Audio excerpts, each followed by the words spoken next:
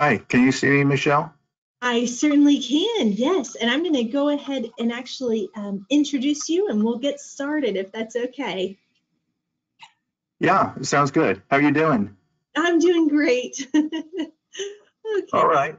To all who are new here, my name is Dr. Michelle Henney, and I'd like to welcome you to Releve Sports Medicine's Virtual Journal Club. For additional webinar educational opportunities, you can visit our website and register directly for the webinar or sign up for the email list to be notified of upcoming webinars. We are continuing to update our schedule, so check back often. This video will be available for review after the Journal Club. The information contained in the video content represents the views and opinions of the presenters and does not necessarily represent the views or opinions of Releve Sports Medicine. The mere appearance of video content on the website does not constitute an endorsement by Releve Sports Medicine or its affiliates of such video content. The video content has been made available for informational and educational purposes only. The video content is not intended to be a substitute for professional medical advice, diagnosis, or treatment. Always seek the advice of your physician or other qualified healthcare provider with any questions you may have regarding a medical condition. Never disregard professional medical advice or delay in seeking it because of something you have read or seen on the site. Releve Sports Medicine hereby disclaims any and all liability to any party for any direct, indirect, implied, punitive, special, incidental, or other consequential damages arising directly or indirectly from any use of the video content, which is provided as is and without warranties. We are looking for an athletic trainer to join our team. This is a full-time clinic-based position working in a sports medicine clinic. Please feel free to pass our information along if you know of a qualified candidate. More information regarding applying can be found on our website. For all athletic trainers who are intending to get live CEUs from the BOC, you will receive an email 1 hour after the webinar concludes, which includes a link to the combined quiz evaluation and assessment. You will have up to 72 hours to complete the quiz and the evaluation. This email will come from customer care at gotowebinar.com. Please ensure that this is done to receive your statement of credit. If you don't receive the follow-up email or you have any other concerns, then contact us via our email at journalclub@relevesportsmedicine.com. Once the statement of credit is available for download from our website, you will receive an email notification.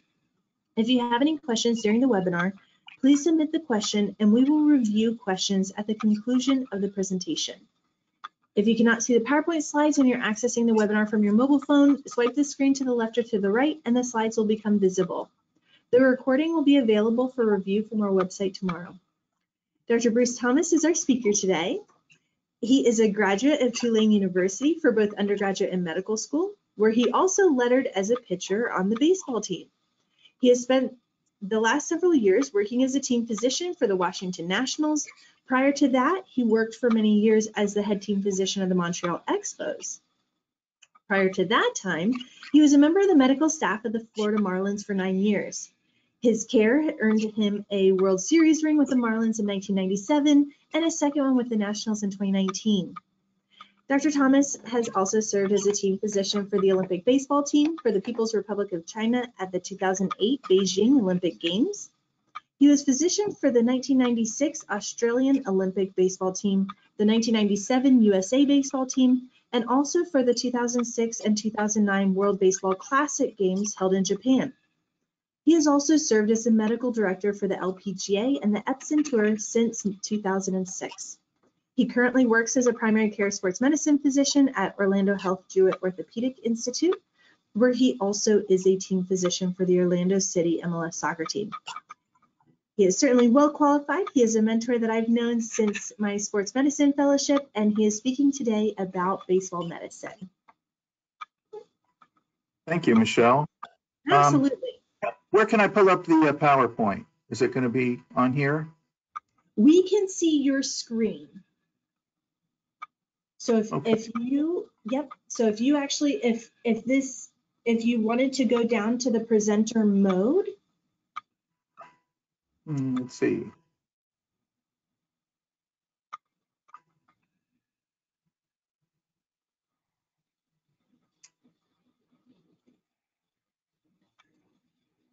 Not sure where that is. The presenting mode. I don't see it on there. Let me the other option is, I'm pulling up the, okay, beautiful. That is the same there. Oh, do you see how there is a table? The other way to do it is to hit, let me jump to yours and I'll practice, is to hit slideshow. In the middle top, it's a drop down where it says home, it says file, home, insert, draw, design, transitions, animations, and then slideshow.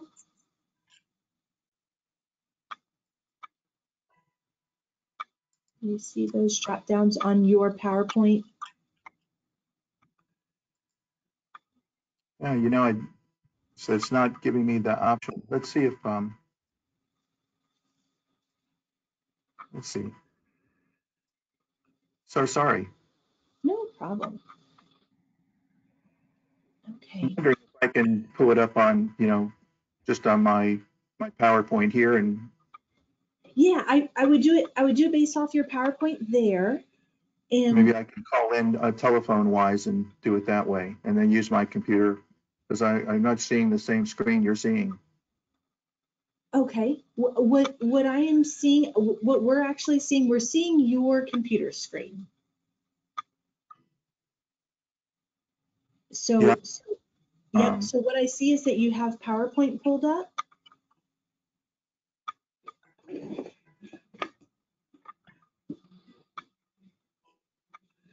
And yes, okay, perfect.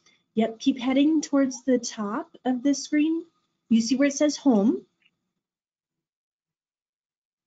Okay, you're over in the new slide. Just above that, it says home and insert. Okay, if you follow those lines on over, do you see where it says slideshow? It doesn't on mine. Yeah, unfortunately. Oh, okay. Then here's what I'll do. I'm gonna do it from my screen. And okay. Yep, I can see it. Okay, yep. And then what I'm gonna do is I'm gonna go like that. Okay, and I can advance or just. What you'll do is you'll tell me when to advance. Okay, I'll do that. All right, well, let's get started. Sorry for the technical issues here. I'm Bruce Thomas, and I'm a baseball doctor. And I want to give a shout out first to Dr. Andrews. I'm sure you all have heard of Dr. James Andrews, and he was in Birmingham when I started in sports medicine, and actually helped me, you know, proceed on into sports medicine. He's an operative baseball doctor. He's operated on most of the famous pitchers and baseball players that there are to be operated on. And he got me involved with spring training when the Marlins were an expansion team. So I've been working with him for years. He and I co-direct the LPGA, sports medicine, and he does the surgical side, and I do everything else. So I work with Orlando Health-Jewett Orthopedic here in Orlando, which I might add is Dr. Henny's alma mater. And that's actually when I met her, when she was a fellow, and might I say a superstar fellow. So let's move on. Next slide. I've been working in Major League Baseball for 30 years, and Dr. Henny already had told you I was the head team physician for the Expos, and then the Nationals for several years, and then the Olympics came up, and I had been head physician for a while and decided to get involved in the Olympic project. Dr. Andrews actually had me get involved with that. Currently, I do the Florida ops for the Nationals. They train in West Palm Beach. I go there for 6 weeks in spring training. And I go down every 2 weeks to see all the injured players that are there in rehab. Next slide. Part of my job here with Orlando Health is to cover soccer. We have a men's and women's MLS team. Also cover Eastern Florida State High School locally, and LPGA, take care of the LPGA.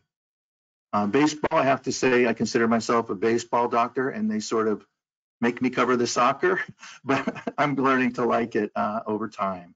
So next slide, please.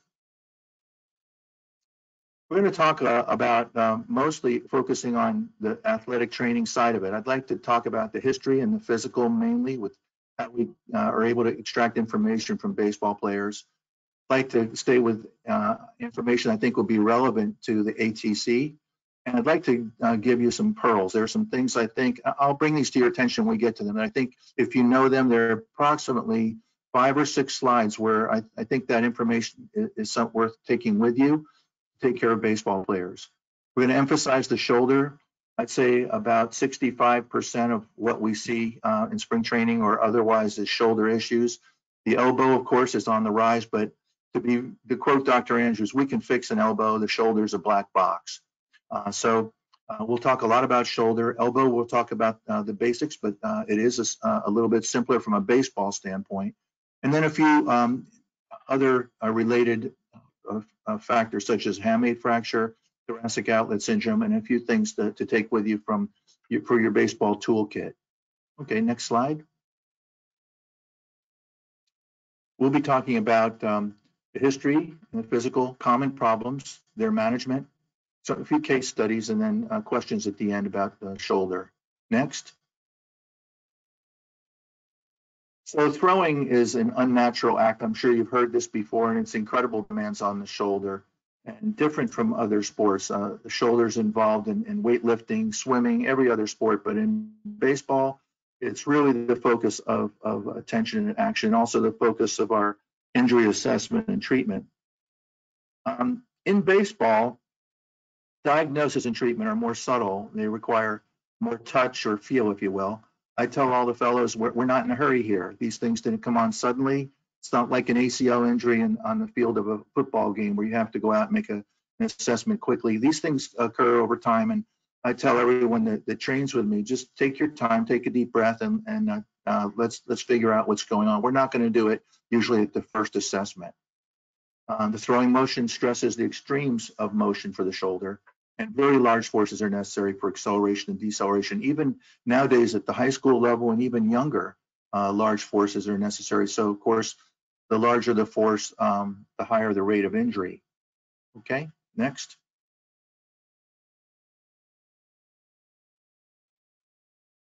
So these forces lead to adaptive changes. And if you look at a picture, especially from behind, you'll see almost grotesque hypertrophy of the throwing side. They develop increased external rotation and decreased internal rotation. Our goal is to keep them at 180-degree arc, even though the external rotation is exaggerated and the internal rotation is shortened. Over time, in the shoulder, it leads to hyperextensibility and hypermobility with easier subluxation. These are all considered normal throwers changes. Just as a throw out, elbows actually leads to flexion contractures and decreased extensibility, decreased motion, whereas the shoulder, you get hypermobility over time. Next. So with the history, one thing I'm sure you folks know as athletic trainers, I get the history a lot of different ways. The athletic trainer bringing the player into the training room for me to see them is one way, but I would say I get my best information otherwise. I'll hear things from other medical staff. Hey, he's not throwing as well as he did. He's not locating. He walked 8 guys. Management will sometimes come to me and say, the GM or the assistant GM say, hey, can you check that guy's shoulder? He doesn't look right to me, whatever that means. Other players will ask me and say, hey, there's something wrong with that pitcher. Player can self-report in the hallway, the dining room, all over the place. Here, Jason Worth brought up a problem. I happened to be on the field for batting practice in spring training. He had called me over and told me about a problem he's having. He didn't want to bring it into the training room. And also, I've had media come to me and say, "Hey, what's wrong with Brown or whoever his name is?"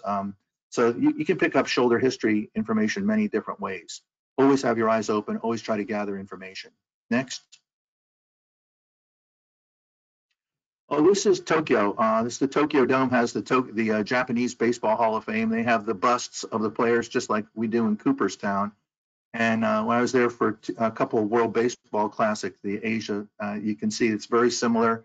I couldn't read a word of it. They do have a few of the displays in English, but most of them are strictly Japanese. Next. This is Sadaharu Oh. It's his uniform. I think he hit home run 868, which is a lot of home runs. He's the all-time home run champion in any league, professional league. Next. and they love their baseball. This is just on a street in Tokyo. It's, I would say, borders on religion for Japanese. Next. Back to the history. Age matters with the history. Younger athletes get more acute injuries, more instability, more AC joint injuries because they're usually playing multiple sports, and of course growth plate issues such as little league shoulder. In a middle-aged patient, it's going to be more inflammatory with impingement like middle-aged people get, and sometimes even adhesive capsulitis. It begins with an acute injury. And in older throwers, softball leagues, hardball leagues, they come in with arthritis, impingement, cuff tears. The older the patient, the player, the more likely they are to have cuff tears. Next. So with the history, you want to know, was there an injury or has it just come on slowly? Did it happen all at once or has it happened over 2 or 3 weeks? Have you had it before? Have you changed anything? And also look for possible secondary gain. In pro baseball, it's a big issue. In spring training, when we get down to cuts, all of a sudden people that think they're going to be cut have a sore shoulder, and then they stay on the rehab assignment in major league at a minimum of, I think it's up to $750,000 or $800,000 per year now. Whereas if they get sent down to the minors, they have a substantial pay cut. Also in college, some of them want a red shirt. And they'll talk about a sore shoulder, which may be minimal or non-existent. You have to always have these secondary gain issues in mind. In professional baseball, it's a big issue. If they feel like they're going to get released by the team, sometimes they'll come up with a sore shoulder. It's hard to prove your shoulder's not sore, and then they're there drawing a paycheck, and who knows, someone above them may get injured and they may get called back in. So you always have to think about, is this really a shoulder issue or are there other things going on? And to be honest, I get that information from my athletic trainers. Next. This is one of the pearls. With shoulder issues, especially rotator cuff inflammation or partial thickness rotator cuff tears, which are the 2 most common things we see. The first thing that happens with a pitcher is loss of location. I'll tell you a story. I had a general manager in Washington when they first moved to Washington. He would call down to the training room from the owner's box and say, hey, put Patterson on a dose pack. He walked 4 guys in the first 4 innings. And at first I thought he was crazy, but after talking with him, he was right. And we learned that the first thing they lose is location. The next would be velocity. I'll have a pitcher come in and say, hey, I'm 2 or 3 miles an hour down. I feel good. Everything's coming out of my hand well. The next is that they won't go as long. A normal 6-inning starter might go 5 or 4. The last thing that they'll notice is pain with throwing. So be on the lookout for changes in those patterns if you're with a team. Pain with throwing means that cuff inflammation or tear is far down the road. And also later would come post-throwing soreness and the proverbial dead arm, where sometimes that's the first way they present, but frequently that's later, where as you're rehabbing them and they can throw, the pain is gone, they're locating, but they just don't have it. It just doesn't feel like there's any life in the arm. Next. So I guess the pearl there is look for loss of location and velocity before pain. Associated symptoms, they might tell you it feels unstable, like it's coming out, stiffness, catching sensation, clicks, clunks, pops. When you hear clicks, clunks, and pops, think about labrum or possible loose body, which also can come from articular cartilage or the labrum. But when I hear this, I start really focusing on my labrum exam. Next. Other associated symptoms, numbness, tingling, weakness, altered perception in their arm of heat or cold. I think thoracic outlet syndrome. This is Will Harris. We got him from the Astros. Interesting fact is he threw out the pitch that gave up the home run that won us the World Series when he was pitching for Houston in 19. We got him in 20 and gave him a 3-year, I think $30 million deal. And he really, pretty soon thereafter, he developed these symptoms, and he's had thoracic outlet syndrome right from the start. He had surgery and has recently had a second surgery to free it up. So this is something you'll see. I think there are now 40 major league players who have had documented thoracic outlet syndrome and subsequent surgery. These are all pictures. And I think that, you know, at this point, we'll go through this later in the talk, but it's not a great prognosis in a high level picture. Next. So as we do with all types of pain, character, location, intensity, duration, radiation, and aggravating or alleviating factors. This is a sort of our cookbook for finding out what's wrong. Next.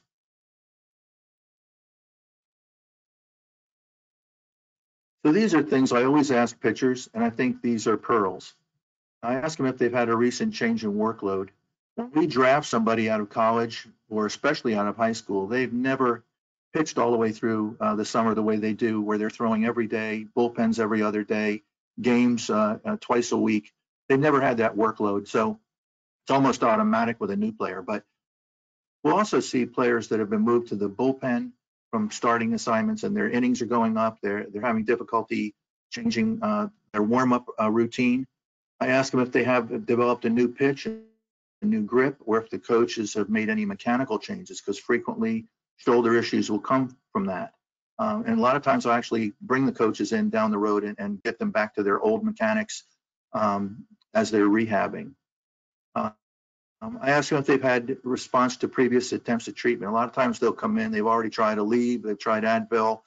They might have had one of the athletic trainers work on them without saying, just say they're stiff or sore. They call it normal soreness, but I want to know what they've done before they get to me. And then, you know, in the big league level, in the major league or professional level and D1, that sort of thing, you know their expectations. But, you know, sometimes you get a 14, 15-year-old baseball player, and you don't know if he wants to play at the next level or if he's just having fun. It's good to know, like, where do you want to go with baseball? What's your level of involvement? And also at the higher levels, you want to know the team and organization's expectations. Are we going to develop this guy into a closer, a starter? What is the current expectation? What are you looking for number of innings this year? Next.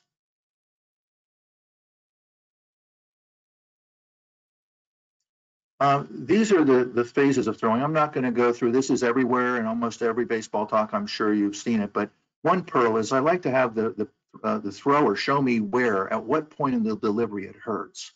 And sometimes I'll actually put my hand on the shoulder when they're doing that to see if I can feel any crepitus or clicking. And a lot of times it's late cocking or early acceleration. Sometimes it'll be follow through, but they'll usually tell you where it hurts.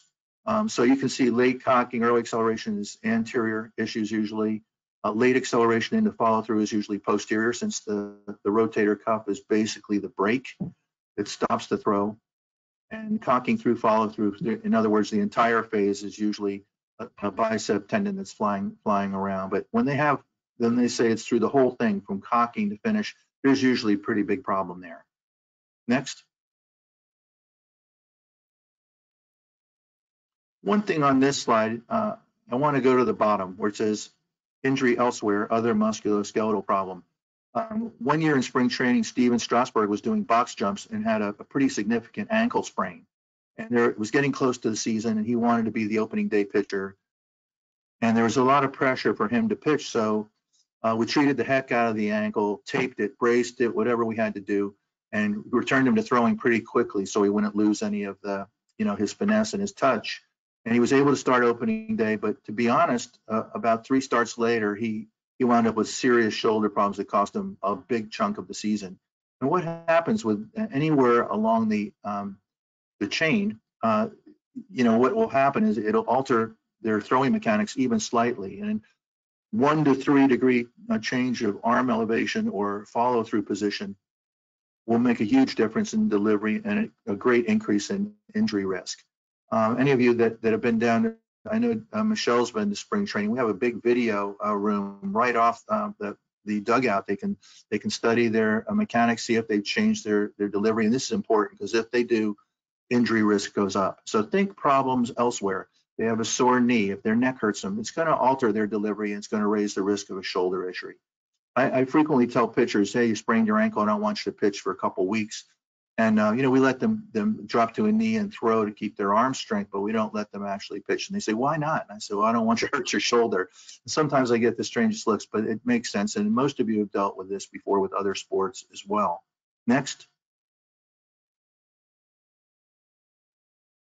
When I take the history, especially on a new drafted player, trade, or a free agent, I ask them if they've missed playing time in the last 1 or 2 seasons. This will go with college, high school, anything, but it's important because if they've missed it in the last 1 or 2 seasons, they have a much higher risk of missing it in the upcoming season. Prior surgeries and injuries, do you use any medication routinely? Some of them are actually honest and say, yeah, I use Advil after I throw every time.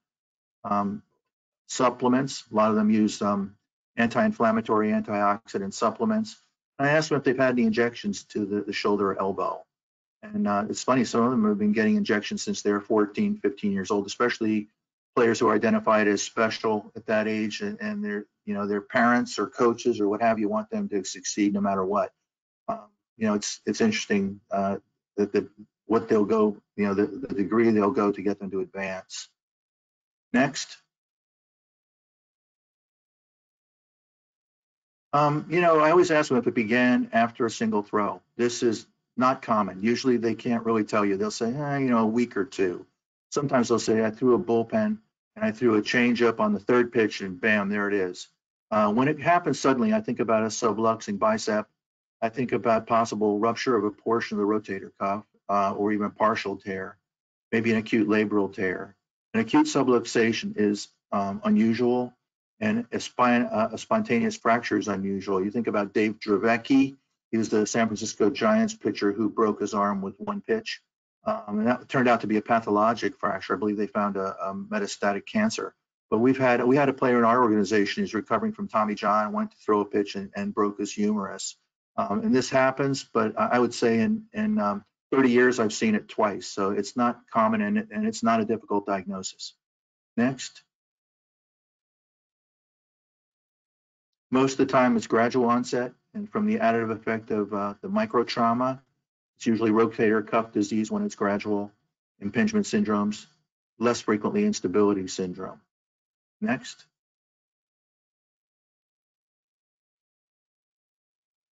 So it's international. We took on a project after the first World Baseball Classic to try to get China some baseball experience medical care. And I'll tell you a little bit more about it later, but it's developing sport in these countries. Of interest, just FYI, when Mao took over in 1949, he forbade all Western activity, including baseball. And prior to that time, in the 1920s, guys like Babe Ruth, Lou Gehrig, they barnstorm Asia. So that's why Koreans, Taiwanese, and Japanese are such good players. They've been playing baseball for 100 years. He went to China as well, and they had a really good baseball program going there. China is a land of athletes, but when it became forbidden, then baseball stopped completely. So Deng Xiaoping, when he became the president, he wanted to westernize China, and he allowed baseball. So I'd say they've been playing now for about 20 years, and they're getting better and better. When I took care of China, there were only 2 baseball fields in the country. There's a lot more now, and there's more. There's a little professional league, which is would be almost our semi-pro league. These guys all have other jobs. But interesting, I'll tell you a little story about helping them get to the Olympics, their first baseball Olympics. Next. Even Russia has a baseball. I went over to Russia to help evaluate about 8 players that they had that were injured, and their doctors really didn't know what to do. And I went over and took a look at them. Next slide. One of the trips was to Siberia in the winter. They have an indoor facility. And believe it or not, Siberians have ice cream stands at every corner. And the interesting thing about eating ice cream in Siberia in January is that the ice cream actually tastes warm compared to the outside. But anyway, I documented it because nobody really would believe it. Next. Okay, so when they're giving you the history, sometimes the player's frustrated, angry, what have you, or just doesn't really even want to see the doctor. And I'll hear this: my whole shoulder hurts. It hurts inside. It's just killing me. It burns.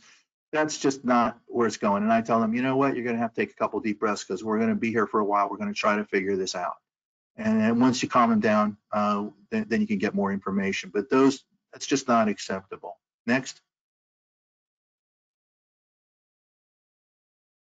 Anterior pain, think biceps. Biceps tendon by itself in a thrower is frequently compensatory for cuff issues. What happens, they drop their elbow down, they start shot putting the ball or catapulting with a straight arm, and it puts undue pressure on the biceps. So when you see an isolated bicep tendonitis in a thrower, start raising your index of suspicion for cuff issues. Anterior pain can also be subscapularis issues, which is one of the 4 rotator cuffs, tendons. Subscap isolated in a baseball thrower is unusual. You can also get some anterior capsular issues if you have anterior pain, but again, that's usually in conjunction with biceps or cuff issues. Next. Posterior pain is much more common, probably 95% of the shoulder pain I see. Supraspinatus, infraspinatus, teres. One little item to know is that teres injury by itself is rare. Usually by the time the forces get down to injuring the teres, supraspinatus and infraspinatus already have issues. You can also get posterior capsule, laxity, tears, what have you, but they're also almost always in conjunction with cuff pathology. Next.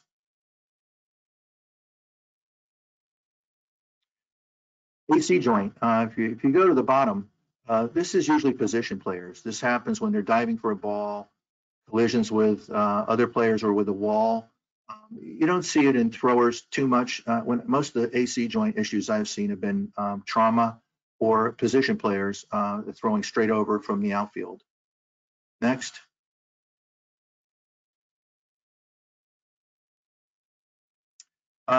There are a couple of little pearls here. The proximal trapezius, the supraclavicular fossa, and the lateral neck, you think cervical origin. A lot of times they'll say it's my shoulder, but when you really pin it down, have them point, and when you palpate, it's coming from the neck. I've had patients where they had a pretty normal shoulder exam, and at the end of my shoulder exam, I always do at least a cursory neck exam, have them, just check a quick range of motion. I've had several players when they look, contralateral direction. It reproduces the pain they have. So it's coming from some disc disease or maybe soft tissue. Another pearl is if it's the contralateral subclavicular area. Think about a first rib stress fracture. When you throw, you throw that non-throwing shoulder out first. And I've seen multiple stress fractures of the contralateral first rib in pitchers. So if they point to that area, think about a stress fracture. And start, with an X-ray. We usually wind up getting either a bone scan or an MRI in that area, but keep your antenna up for that as well. Next.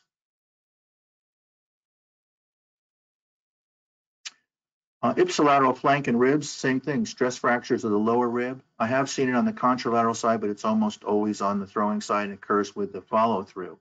So when their rib is hurting, it can be oblique strain there as well, stress fracture. Just same as we see in a batter, we'll get oblique strain on the front side. Pitchers frequently get it on the back side, on their throwing side. If they have pain radiating distal to the elbow, it's probably not coming from the shoulder. You think about the brachial plexus, thoracic outlet, cervical radiculopathy, and possible medial elbow. Sometimes radiates into the ulnar distribution. Next.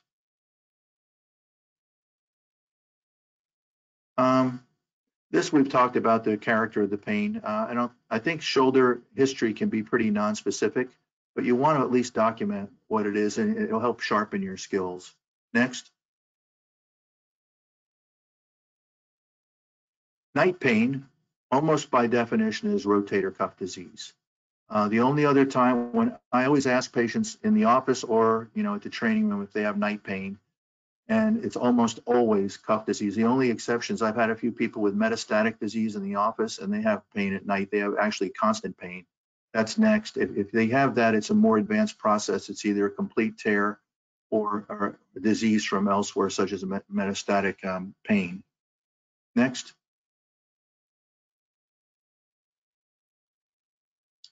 So instability usually presents after they come in with shoulder pain and they've had treatment. The athletic trainer or I or even the patient will notice that it's lax. Some of these patients have had prior subluxations. Again, sometimes the dead arm with tingling is from micro or small levels of subluxation after they throw. I usually use the apprehension test with external rotation. We'll go through that a little bit more with the exam, and it's relieved with the relocation test. Most of you know that.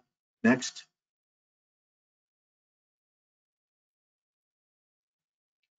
Weakness, usually due to atrophy.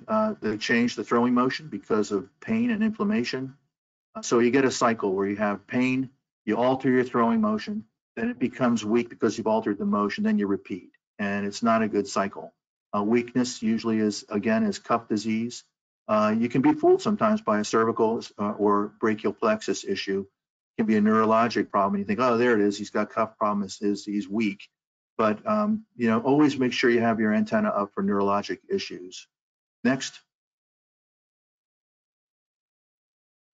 Oh, so this is my attempt at the batting cage to watch Ichiro take batting practice. He never really stopped moving. So between the screen and him being perpetual movement there, it's a little bit blurry, but it's something to see. Next. 280 press passes given for batting practice. They didn't even have a game that day, and they gave 40,000 tickets to watch batting practice. So it tells you the level of involvement and religion that baseball is in Japan, especially when it comes to Ichiro. And now Ohtani is the new Ichiro, and maybe even a click or two better if that's possible. Next. One more. Next. Just thank God for English at the top. Next. The physical exam. So I'm going to preface this by saying that the exam continues and confirms your history. You know, again, going back to Dr. Andrews, I always ask him, hey, how can you tell there's a labrum tear with your exam? How can you, when do you know there's a labrum tear? His answer is always arthroscopy. There's really not one good test for anything, but there you can add it all up and kind of get a pretty good clue of what's going on. Again, resist the urge to just jump in where he points, you know, or she points. You want to establish a consistent routine with your exam. There's not one routine that's better than others. You have to have your own routine, but get a routine and make sure you go from top to bottom and check it. And you'll be amazed at the accuracy of your exam over time. Next. So don't forget to look posteriorly, especially the scapula. Again, these are non-symmetrical creatures when you're talking about throwers, especially at the higher levels. I always watch, I tell the pitcher, take your shirt off and then watch and see that little wince when they go to remove their shirt or take their hat off, what have you. So keep an eye out for that. If they want to keep playing and they have pain with taking their shirt off, probably not a good sign. I get behind them and watch their scapula movement. They raise both arms slowly in the forward flexion. And you can watch and make sure the scapular movement is relatively symmetrical. Next. Again, atrophy, mainly the deltoid. You think about teres minor or maybe axillary nerve injury. You're not going to see that too much with cuff issues. Hypertrophy, again, some is normal in a thrower. If you see that Popeye biceps, that's a rupture. You don't see it too often in young players. It's usually someone in the older softball leagues or what have you. Look for any kind of deformity, especially at the AC joint from prior injury. And inflammatory signs are rare, but if you do see a hot red shoulder, of course, it's not a good sign. It means you have to really get care in a hurry. Next.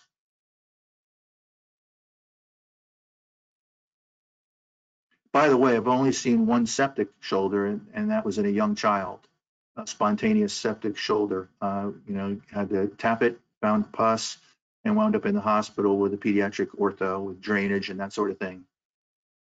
Palpation, don't forget the SC joint in the proximal clavicle. It's not unusual to get wear and tear there. There's a small cartilaginous bumper there that sometimes can be injured, but you can also get, it does have a capsule and they do get inflamed, and don't hesitate to palpate that. Sometimes they'll come in and point right there. I've actually given ultrasound guided injections to that SC joint. Don't forget your AC joint, bicipital groove, the acromion, coracoid process. Greater tuberosity, you can extend the shoulder, internally rotate, and it will pop right up for you. Next. Again, the posterior structures, you can usually get right in there, and at the infraspinatus, and there, it's one of the few places where you can feel tenderness directly from cuff pain. Again, scapulae musculature. Next. This is more so in your amateur players, especially as they get a little older. Listen for crepitus. But I've had pro players and college players come in with crepitus. They say they feel sandpaper, and you know, a lot of times I'll just lay my hand there and have them repeat the motion. They can do it. Next. Crepitus is usually a subscapular issue. It can be a bursitis, which can be injected with ultrasound guidance, or even the snapping scapula syndrome, which sometimes responds to injection and as well as physical therapy. Subacromial bursitis can sometimes give crepitus. It can almost be like a little sandpaper sensation there at the lateral joint line. Next. Glenohumeral motion. I think most of you are familiar with this. You know, you want to examine it. Usually in the supine position, we'll go through that in a minute. And a scapulothoracic motion too. You look for winging for long thoracic nerve pathology. Look for scapular dysfunction as well. Next. So you want to make sure and compare both shoulders. Observe the scapular motion posteriorly. Supraspinatus testing. This is a specific test Dr. Job came up with. You know, of all the tests there are for shoulders, I find this to be one of the most helpful because it rarely lets me down. Usually there's supraspinatus inflammation or partial thickness tear. The resisted empty can. Infraspinatus testing is resisted external rotation. You can hang your hat on that one also. And the drop arm test is usually a large multi-tendon tear. You don't see it very often. The only time I've ever really seen that is in someone who tried to hide an injury for a long time and sequentially tore it, or in a couple of motorcycle accidents. So I always do it, but it's rarely seen in baseball. Next. The Liftoff Test is a subscap. Again, subscap is rarely involved in an isolated fashion. Scapular winging is the push-off. I have them go off the wall or the table. Next.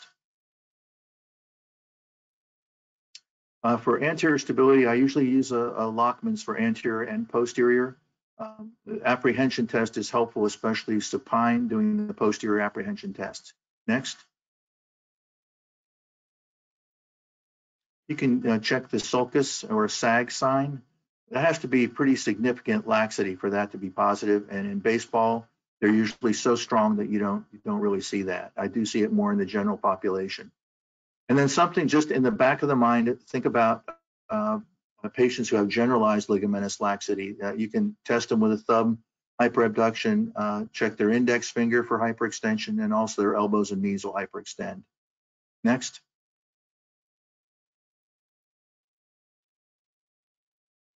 Near's impingement test is good.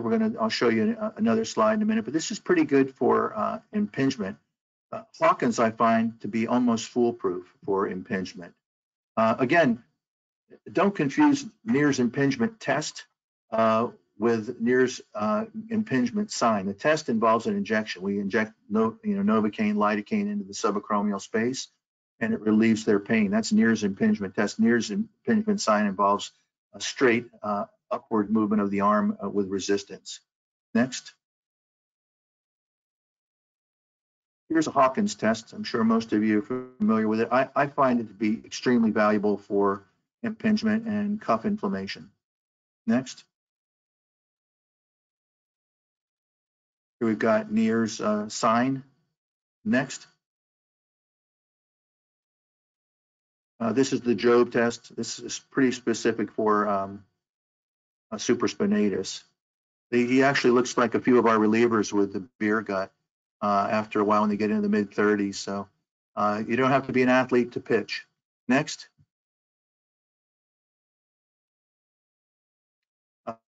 Biceps tendonitis speeds test, pretty reliable. Jurgensen's reliable, but overlaps a lot with labrum pathology. O'Brien's also overlaps with labrum pathology. I like the speeds, and I like to also palpate the biceps groove.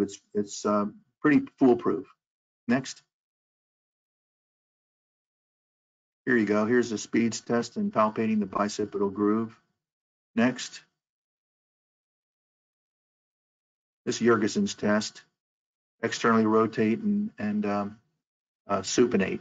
You feel the biceps usually is sore there when you do that. Next. Supine, I check their range of motion. It's best to have an assistant stabilize to eliminate the scapulothoracic motion. You can do it yourself, but it's not easy. Then I do the instability testing, especially do the posterior apprehension test. Next. Here's the apprehension test. I'll usually put my hand under the shoulder to do the the first apprehension test, and then the relocation test, I'll put my hand on top of the shoulder and support the glenohumeral joint, and it doesn't hurt anymore. It doesn't. Sometimes I just watch their eyes, and their eyes get really big when you start to put them in that movement, and you know that's a positive apprehension. Next. Let me say labrum testing is really difficult. Like Dr. Andrews says, you diagnose a labrum tear with arthroscopy. Even the MRI is not great, but I think the clunk test is pretty decent. The so-called McMurray shoulder, where you get them on the contralateral side and get them up at 90 degrees and grind it, and usually it elicits pain. The O'Brien's test is decent. Labrum testing is really non-specific. I wish I could tell you one test that would tell you they have a slap tear, but I don't. Next. I think we can skip this.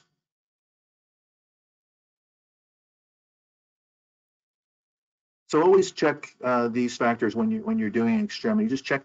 It only takes an extra 30 seconds to check their pulse or strength, a quick light touch sensation, a quick check of the reflexes, and to do a quick cervical exam when you're doing a shoulder. This whole thing is under a minute, and it just keeps you from getting it wrong if there's a cervical issue.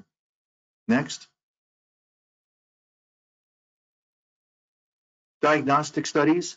We always get x-rays, and I usually just get the shoulder unless I have suspicion that it might be clavicle, rib, cervical spine. MRI, I usually get plain 3T MRI. If I have a strong suspicion of labrum or slap tear, I still get an arthrogram, MRI arthrogram. The CT arthrogram is if they have a screw in place or metal from a prior procedure and they can't get the MRI, but it's clearly not as good as MRI in general. Next. And you probably have all seen Msk Ultrasound, Musculoskeletal Ultrasound. I put a picture of my new V-scan, which is about the size of the old probe, but the entire ultrasound apparatus is within that small device, and you can put it on your phone, or I use an iPad. I'm mobile with it. I can go wherever I see athletes. I can do it virtually at the field if I need to. But this has revolutionized, especially shoulder. It's really helpful for cuff pathology. You can see tendinosis. You can see tears. The biceps has a specific appearance on Msk ultrasound. We call it the halo appearance. AC joint, you can see swelling within the capsule of the AC joint. One place it's not very good is the labrum. If you see a tear of the small portion of the labrum you can see with ultrasound, then you know you have a tear. But if you don't see one, you might still have a labrum tear. But this has really revolutionized shoulder diagnostics. We have a picture, it would come in from a bullpen in let's say West Palm Beach. I'm able to just take that, give them some reassurance pretty quickly. Hey, you don't have a major tear, it's probably inflamed, and we go from there. So I think that the day is coming, and some of you are probably already trained where our athletic trainers will be trained on Msk ultrasound for the major joints and tendons, not only of the shoulder, but elsewhere. Next. MRI. It's often inaccurate. There have been studies that show only a 50 to 60% correlation of what the MRI showed with what they find at arthroscopy. Most high-level pitchers have abnormal MRIs, probably from high school on these days, definitely from college on. And I question its use as a screening tool. We have a general manager that whenever we get a new player, before he signs him, he wants MRI of the elbow and shoulder. So we get a lot of pathology there, but they sign them anyway. We're going to get a lot of pathology. If they've been pitching, they're going to have pathology there. So you're not going to not sign a pitcher who they just saw throwing in the mid-90s at a game. They're not going to not sign him because of the MRI. So I don't think it's a very valuable screening tool, but I do think it does narrow down pathology if you suspect it. And again, the MRI arthrogram best visualizes labrum pathology. Interesting fact, Roger Clemens never allowed them to do an MRI on his shoulder. He just said, if I can't throw, then I'm going to rest. If I can throw, I don't need an MRI. So, you know, he did pretty well over a long period of time with that philosophy. Next. So with rotator cuff injuries, this is number one. We see tendinosis, partial thickness tears, full thickness tears. And, you know, by definition, the cuff has a poor blood supply. One thing I want to leave you with to know that tendinosis became easily diagnosed with MRI. We really didn't even have that term until MRI came into existence. You can see classic findings on MRI and ultrasound where the tendon is thickened, also has color changes with MRI and ultrasound. It's usually due to impingement, chronic overuse, and overload. The bottom line is it's a degenerative process, this tendinosis. It's not inflammation. So, you know, we're really re-looking at cortisone injections since it's non-inflammatory. It's probably good in an acute injury, but, you know, it doesn't really work that well with someone who's had pain for a while since it's degenerative. We're heading more towards PRP and those sorts of treatments, which I'll discuss in a second. Next. So just remember, with rotator cuff injuries, it's pain with overhead activities, pain at night, weakness in external rotation, a painful arc, your positive impingement test that we discussed, positive Liftoff test, positive Napoleon test, positive drop arm if it's a full thickness. So there we go. I put this picture in to remind me that, you know, when I started with the Marlins, they had an athletic trainer, Larry Starr, who was 25 years in baseball at that point. He had been the athletic trainer for the Big Red Machine, Cincinnati Reds. And, you know, I was a pretty young guy and he wasn't. And I went in the training room and kind of watched him work. And he'd watch me examine and talk to the players. And he said, hey, you know, I know you pitched in college, so you know baseball and you know medicine, but I need to teach you how to put them together. And he said, the next week, I just want you to be on my hip and watch what we do. And after that, I'm going to cut you loose. So that was the most valuable week I think I ever had in baseball. And over the years, I have to say I probably learned 90% of my baseball medicine from athletic trainers. You guys are in the trenches. You know the athletes. You know the signs to you that imply pathology. And I guess my take-home lesson for you tonight is be good to your docs. They don't know as much as you think they do. And they really do appreciate you showing them things. So I would not be a baseball doctor without Larry Starr. And I always like to shout out to him. He recently retired, I think 40 years in baseball, but he knew everything there was to know about baseball medicine. Next. There's various types of tear patterns. It doesn't really matter from my standpoint or from yours. Crescent, U, L, massive. What matters is if they can throw or not. And it's more common with the downsloping acromion, the type 2. Type 3 is rare, as you know. Next. So what do? No matter what's wrong, we rest them. We put them on no throw, and that varies in time based on the exam and what you think is wrong. We usually put them on NSAIDs. For some reason, we usually use diclofenac. There's some studies that show it has a higher propensity for soft tissue, like rotator cuff. Sometimes we'll add or use oral steroid instead. We'll do physical therapy almost from the start. In the beginning, it'll be modalities to remove pain and inflammation, then it will be strengthening, and then baseball-related activities. Sometimes injections, corticosteroid or PRP. Injections in baseball can be repeated about 3-month intervals. We don't like to do it sooner. If we do, we wait longer for the next one. They can have about 4 per year safely. I've had a couple instances. We were in the playoffs in 2019. One of our players needed a 5th one.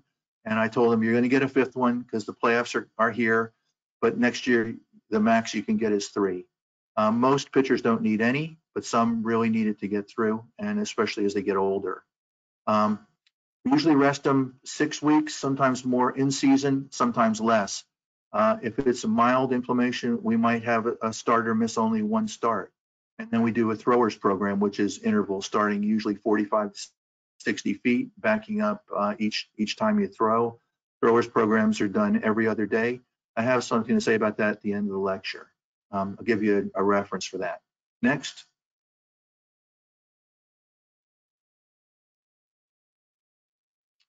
Surgery for rotator cuff is far too common in the general population. A lot of orthopedists see a rotator cuff tear, say it's torn, you need it fixed. That's not true. We usually give the players, the high level 2 to 4 to 6 months to see if they respond to conservative treatment. If they fail a throwers program, however, then they're really considered for arthroscopy. In younger patients, you want to mostly confine surgery to complete tear or at least 75%. And if they have a complete tear, you want to have it fixed within 6 weeks because the tendon retracts. Most common procedure is debridement and just a decompression for tears less than 50% if they've failed conservative treatment. If there's a larger tear, they usually will do a primary repair with anchors. Next. Slap tears, I think most of you have had experience with them. They are associated with instability and rotator cuff disease, usually associated with internal impingement. Again, the hand speed's over 7,000 cycles per second. At the time the ball is released, the ball then generates 2,500 cycles per second on the way to the plate, and the whole thing stops in 1/10 of a second. And rotator cuff and the labrum are the brakes. Next. So with slap tears, again, clicking, clunking, locking, catching, deep burning, associated with glenohumeral internal rotation deficit, GERD. But that we have never proven that GERD causes the labrum injury. We just know it's associated. And most labrum tear diagnoses are made incidentally during arthroscopy for rotator cuff issue. Next. This is the World Baseball Classic in the Tokyo Dome. It's Japan against Korea. Next. Next. Next. Slap tears have 10 categories now. Pretty much all pitchers, high school or beyond, have category 1 slap tear, labral fraying. Number 2 is where the action is. It's detachment of the biceps anchor from the supraglenoid tubercle. Next.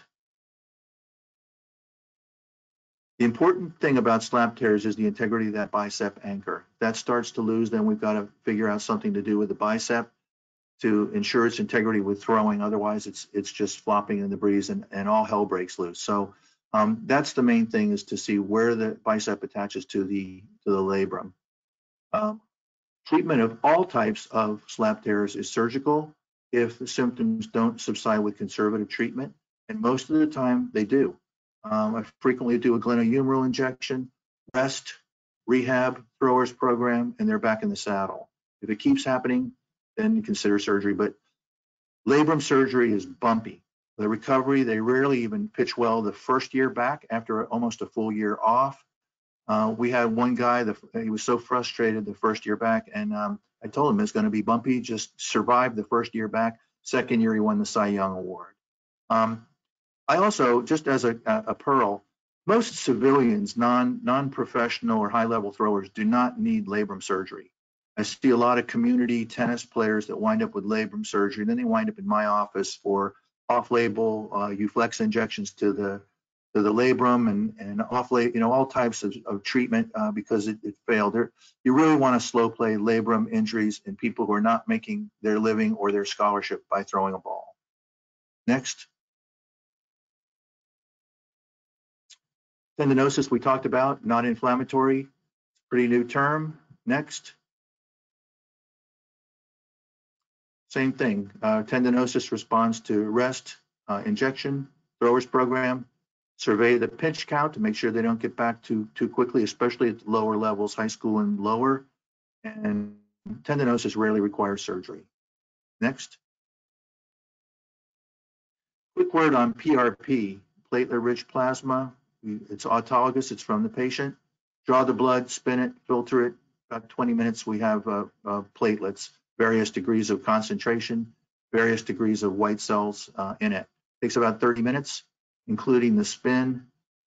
Usually, if I'm doing a thrower, baseball player, we do 3 days of nothing, 2 weeks of not much, and then we gradually advance their activities. I tell the patients that think of platelets as little guys on scaffolds spackling their rotator cuff, and don't knock them off the scaffold for a couple weeks. No NSAIDs 2 weeks before, 2 weeks after. That's controversial, and it varies with the provider. Next. So I want to mention battered shoulder. You know, batting is difficult. Most people will agree that hitting a high-level pitcher is one of the most difficult things in sports. It's wait as long as you can and then explode at the ball. A battered shoulder is an injury that occurs in the lead shoulder because of high-volume repetitive trauma associated with that act of swinging a weighted bat, hitting the ball, and then stopping suddenly. Usually, the injury is posterior labrum tearing, posterior capsule injury, posterior instability. Next. The pearl on battered shoulders is that the player will tell you that it happened usually one pitch, or that it bothers them when they're trying to hit a low and away pitch, something low and outside, that they're leaning out for it. Also hurts on their follow through. Next. Here's the batting sequence, and you can see at the end, at the follow through, where that lead shoulder is going into adduction and external rotation. It's pretty tough on that posterior capsule and the labrum. Next. Again, I've had batters say it feels like the ball's coming out of the socket, and that might be happening on a micro level, but what's really happening is injury of the capsule. Eventually, the capsule will loosen, and then it will become unstable. And again, the symptoms with a little pearl exacerbated. They say it hurts only when they swing and miss. So as a typical wise guy, I'll tell them, well, don't swing and miss. But anyway, they'll tell you that low and away pitch, swinging and missing. Next. Elbow. So one time I was watching a game with Dr. Andrews, and I said, what's new with the elbow? And he said, we can fix an elbow. He said, the shoulder's a black box. And he's right. The elbow, basically, from our standpoint, it's pretty simple. Almost all baseball-related elbow issues are medial. It's usually UCL or flexor pronator muscle, or both. When they start getting flexor pronator issues, it's usually the UCL on its way.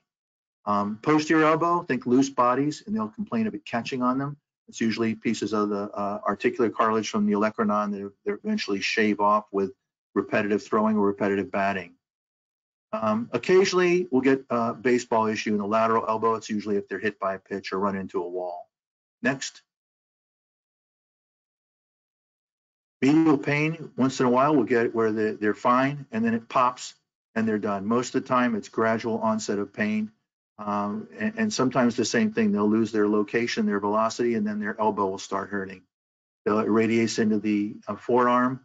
They frequently have ulnar nerve symptoms. It's usually only hurts with throwing and usually at release. The one pearl is a lot of times I'll ask them, does it hurt when you wash your hair? Because when they do the shampooing, it stresses the UCL and they have pain. But pretty much nothing else. Most of the time they can lift weights, they can run, they can do everything, but throwing hurts. So that's usually UCL related issues. Now the UCL can tear completely. It can have a partial thickness tear, or it can have UCL insufficiency, where it's kind of like the rubber band that's been worn out, where it doesn't hold anything anymore. And that's just as bad as having it tear completely. It doesn't do any good. Next. So to examine the UCL, you just palpate the sublime tubercle. They often have restricted extension. It hurts. We do the little snap test. Valgus stress test is pretty good. Usually, even if you get them in that position or the milking maneuver, their eyeballs get big and they don't want you to proceed, and you know that's what it is. I often have them cup their fingers and resist flexion, and that is more specific for the flexor pronator muscle mass. Resisted wrist flexion can be UCL. Resisted finger spread is ulnar nerve testing, and also test for ulnar sensation in the ulnar distribution. Next. Partial thickness UCL tears, in general, we do 6 weeks of no throw. We consider PRP if it's proximal. One way to remember that is the further downstream, the less likely it is to get better. So we rarely use PRP on distal UCL partial thickness tears. Once they've done 6 weeks of no throw, we put them on a throwers program. If they fail the throwers program, they wind up getting Tommy John surgery. You can do during the 6 weeks, we do physical therapy, and the rice bucket is something you can Google that or YouTube it and find all kinds of rice bucket workouts for baseball. It builds up wrist and forearm strength, and if you go to a baseball training room, you'll see 3 or 4 rice buckets. The caveat there is don't cook the rice. It's raw rice. Sometimes you have to go to like an Asian food store to get it anymore. And also make sure they continue their cuff program when they're waiting for their UCL partial strain to get better, spraining to get better. And Tommy John surgery if it fails. That's Tommy John there. He won 142 games before Dr. Jobe tried the first Tommy John surgery, and he won 168 after. In those days, guys like Sandy Koufax, they retired. I think Sandy Koufax only pitched 9 years, and Tommy John, I think, was 16. He's quite a character. He was a coach for the Expos for a while. He's really quite a character. Next. With Tommy John surgery, the outcomes are excellent. That's Tommy John, by the way, as a Yankee. 80 to 85% return to same level of play. And to be honest, I think it's more, at least from what I see in pro baseball. Once they've had a second Tommy John, only 30 to 50% return to the same level of play. Sometimes they'll transpose the ulnar nerve, get it out of the way. That's controversial. Dr. Andrews always does that. Many of the other younger baseball doctors do not transpose the ulnar nerve. The other thing to remember is there's a shelf life to Tommy John surgery. I've had dads bring in their 14-year-old with no symptoms and say, let's do a Tommy John so we can get it out of the way. And I remind them that it's usually 6 to 12 years till they need another one, and that the outcome is not that great after the second one. I've had big league players that have had 3, and somehow they're still pitching, but certainly not the same. But anyway, shelf life is something good to remember. It's not a one-time fix. Next. Yeah, so when I first got involved with China, they hired me to go over there, and they had 5 pitchers, which was basically their whole pitching staff. They were 2 years before the 08 Olympics in Beijing, their home ballpark, so to speak. 5 pitchers couldn't throw because their elbows hurt. I went over there and asked if we could get an MRI. They didn't have it. Did the exam, determined they had UCL insufficiency based on their history and exam, and called around to all my friends in baseball, and none of them were willing to do it. Of course, China didn't want to pay. And I found the Cincinnati Reds doctor, Tim Kremchek. He had an MRI in his facility. He had an outpatient surgical suite, and he took care of the whole thing pro bono. They thought it was an interesting project. Anyway, he got a Taiwanese anesthesiologist who spoke Mandarin. We fixed all 5 of them. I stayed there at the hotel with them and got them to the point where we could fly them back to Beijing. I rehabbed them on Skype. Pretty interesting project. Next. Here they are in the Olympics. Next. And miracle of miracles, we beat Taiwan in the Olympics. And 3 of those pitchers pitched in the final game. So needless to say, that was really a rewarding project. And not that I have anything against Taiwan, but for mainland China to beat Taiwan and in their sport, it was really quite an accomplishment. Next. Posterior elbow happens. They usually complain of catching, and usually it's loose bodies. The treatment is surgical. It's arthroscopy to remove them. They usually are back pretty quickly. You can return to play for a position player in 6 to 8 weeks, a pitcher usually 12 to 16 weeks. Sometimes posterior elbow is triceps tendonitis. We use NSAIDs, sometimes injection, and look for other underlying issues like possible UCL insufficiency. Next. Hamate fractures. This is ubiquitous. We call it the badge of courage. If you hit long enough, your bottom hand will probably break the small hook of the hamate. They come in with hypothenar pain, but it is a great imitator. It can sometimes be dorsal, proximal wrist, have a high index of suspicion. They almost always tell you it was one swing, and now they can't even hold the bat. That's felt to be due to the knob of the bat hitting against the small hook of the hamate. I've seen players where there's no fracture, but there's a stress reaction in the hook of the hamate. We take it out anyway because they're not going to be able to play till you do. Next. By the way, I've had switch hitters that have had them both removed. This is the general area there, that little circle. But again, it's a great imitator. Diagnosis, x-rays, you can get tunnel views and sometimes see it, but most of the time I don't see it on an x-ray. CT is the diagnostic choice. It's more accurate than MRI. A lot of times we see it on MRI because they'll come in with wrist pain and we'll be thinking TFCC or ECU problem, but the hook of the hamate pops up there. Next. Treatment is surgery. 4 to 6 weeks, they return to play. The biggest obstacle, the surgery takes less than 5 minutes. The surgeons always say it takes longer to prep it than to fix it. You have to desensitize that palm because it's been in pain for a while. And we do everything from hitting it with a ruler to using a nail file on it. It can occur bilateral. This is Tim Tebow. He had this happen on, I think, his second year with the Mets. And he was doing pretty well when the hamate broke. And a lot of people feel that set him back to the point where it took him 8 weeks to get back to play, and he couldn't really catch up during the season. So it's a very, very common injury in baseball and in golf, incidentally. Golf, it occurs in the top hand, the end of the golf club, and baseball, the bottom hand. Next.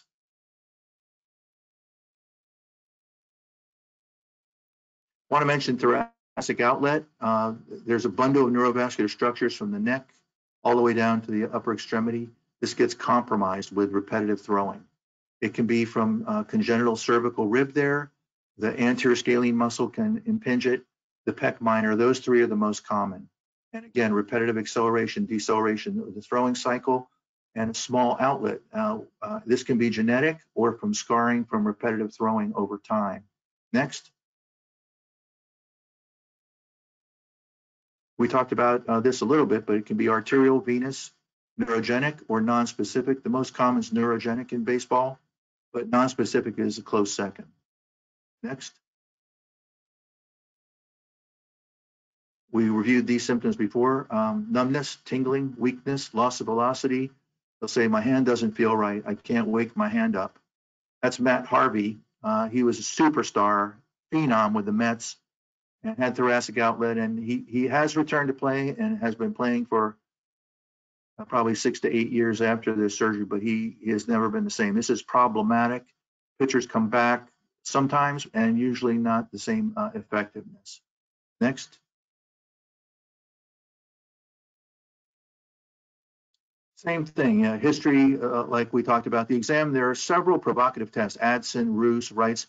To be honest, I've learned them all, I do them all, I document them all. I've never been impressed that I could tell it was thoracic outlet from that. It's usually the symptoms and the imaging. We usually wind up getting angiography or MRA, which helps a lot. Sometimes we get EMG nerve conduction study if it is neurogenic. Next. We treat it with rest, 6 to 8 weeks of no throw, physical therapy, and try to throw his program. If they fail, then it's surgery. This surgery is highly specialized. You want to go to someone that's all they do. There are two famous guys, one in St. Louis, one in Dallas. They do almost all the pro athletes with this issue. The rehab's about a year, 75% return the same level of play. That's from one paper I found, but I think it's actually less from my experience with it. And they say 30 to 40 players to date in MLB. Next. A couple of miscellaneous items, weighted balls. It's really in vogue, and the theory is, well, if you throw a heavier ball, you're going to gain velocity. There was a paper looking at all ages, all weights, all types of weighted ball programs, and 25% injury rate across the board. I think that's high. I think to gain a small amount of velocity, to get a 25% of injuring your cuff or your elbow, I think that's asking a lot. If you're going to do it, it should be a skeletally mature thrower. The injury rate is much higher in growing throwers. It's an area of big research. They're using less weight. They're using lower throwing volumes, and there has been some success. So stay tuned on this. Right now, I'm not a big fan, but I'm seeing more and more players use it. There are a few specific throwing academies like Driveline, and they're using it, and the injury rates are improved, but I think they've adjusted the programs. So next.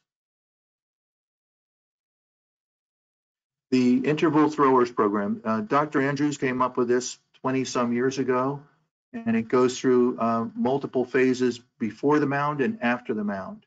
And it's done on alternate days. It talks about a warm-up period, gives the exact number of throws. American Sports Medicine Institute, Dr. Andrews' former group, they have a website that has all these throwing programs. They have a baseball throwers program. They have a Little League throwers program, softball throwers program. It's excellent, and they don't mind if you take it and use it. And almost everybody uses the same throwing program, and regardless of the injury. Now, you can adjust it. You know, there's different steps that you go through. And for Tommy John, they frequently repeat each step 3 times. For a mild cup tendonitis, they might just do it once and get back much faster. The mound is last, breaking balls are last. I'll give you a couple of observations as someone who's watched a lot of throwers programs. It seems that 90 feet is one of the obstacles. If they can get past 90 feet, they usually have a pretty good chance of completing the throwers program. If they hurt at 90 feet, they're heading towards surgery, whether it's elbow or shoulder. The next obstacle is when they get on the mound. The mound presents different forces than a flat ground. And if they have pain on the mound, they're usually heading to surgery. The next obstacle is the very last, where they throw all their pitches, including breaking pitches. They throw straight stuff first, breaking balls last, live hitters are last. A lot of times when they start throwing breaking balls, especially the elbow patients, they have pain again, and it's time to fix it. Next.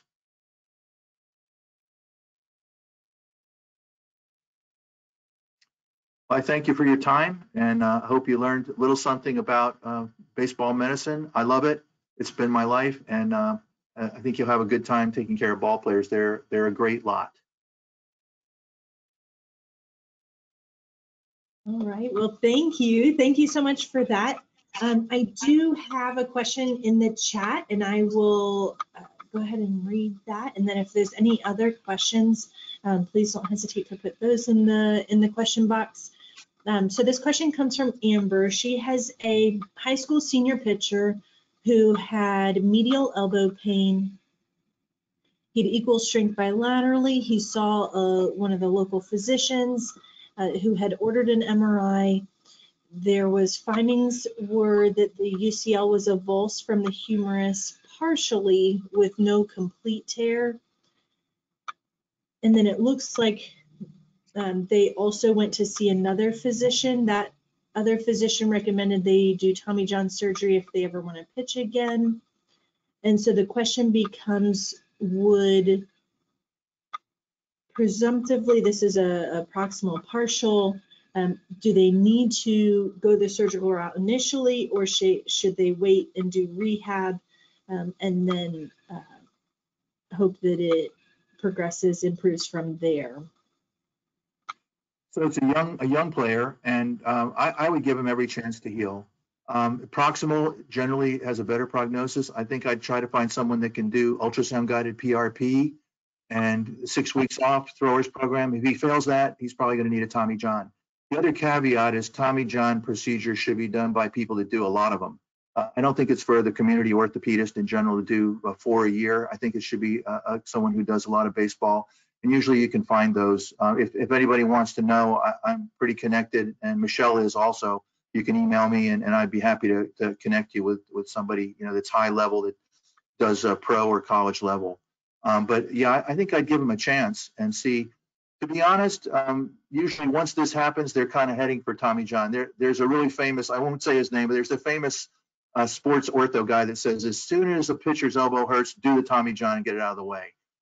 And he has data to kind of support it, but we still haven't gotten to that point yet. We still want to give, and there's many examples of people who have not had the Tommy John and have done well and not missed a year of playing. One of them is Tanaka, who was with the Yankees, went back to Japan, but he had PRP. He rested, he got a throwers program, and he wound up, you know, having great seasons after that, making a lot of money, I might add. So I think especially a young patient like this, give them a chance, hook them up with someone that does PRP with ultrasound, and you know, 6 weeks of rest, throwers program, and physical therapy, and see what you got.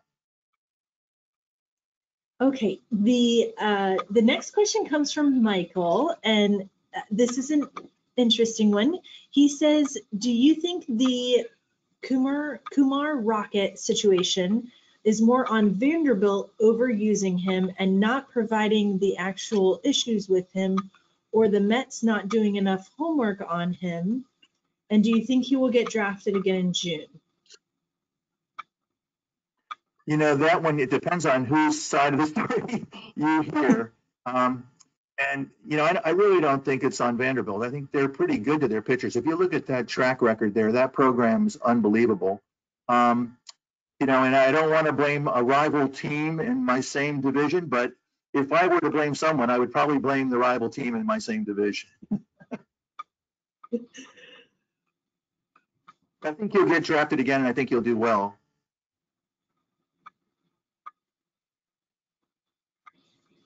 All right, well, awesome. Thank you so much for your time. Thanks for having me, Michelle. Appreciate it. Absolutely. Take care. Yep. Have a good night, everyone.